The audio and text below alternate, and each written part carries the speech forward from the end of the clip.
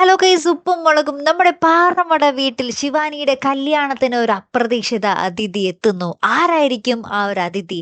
അതാണ് പ്രേക്ഷകർ ഇങ്ങനെ ആകാംക്ഷയോടെ കാത്തിരിക്കുന്നത്, അല്ലെ? നമ്മുടെ ബാലു ആയിരിക്കുമോ, അല്ലെങ്കിൽ നമ്മുടെ പുതിയ മുടിയനായിരിക്കുമോ? പുതിയ സിദ്ധുവിനെ കൊണ്ടുവരാമെങ്കിലാണ് പുതിയ മുടിയനെ കൊണ്ടുവരാൻ ഇത്ര പാട്, അല്ലെ കൂട്ടുകാരെ?